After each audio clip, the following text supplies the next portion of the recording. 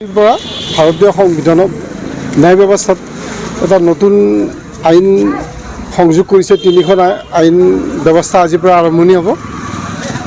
এটা হ'ল IPC বুলি কওঁ, ইণ্ডিয়ান পেনেল কোড। সেই আইনখনক এতিয়া নতুন নামে আমি গম পাম।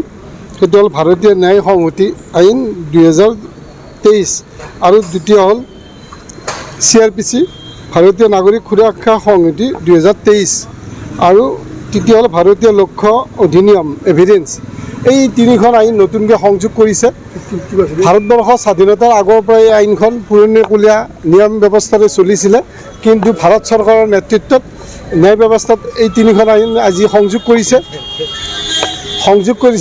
আমি আশা কৰিম আগন্তুক দিনত আমাৰ ৰাইজে, সাধাৰণ মানুহে, যিবিলাক সাধাৰণ ব্যক্তি আছে, ন্যায় ব্যৱস্থাৰ যি অভাৱ অনুভৱ কৰিছিলে, এই আইনৰ জৰিয়তে তেখেতসকলে ন্যায় ব্যৱস্থাটো শুদ্ধভাৱে পাব।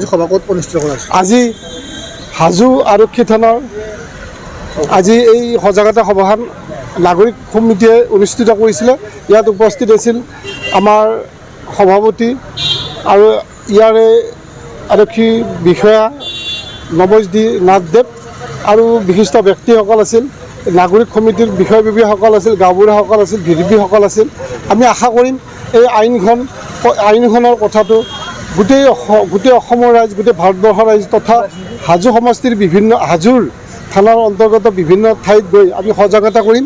ৰাইজক এই আইনখনৰ কাৰণে আমি বুজাৰ কাৰণে আজি আমি এটা প্ৰস্তাৱ গ্ৰহণ কৰিছোঁ।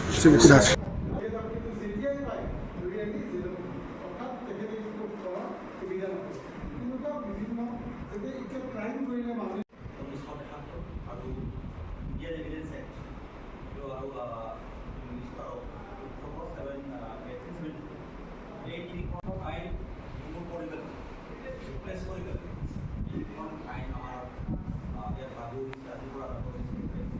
আপোনালোকে জানিছে যে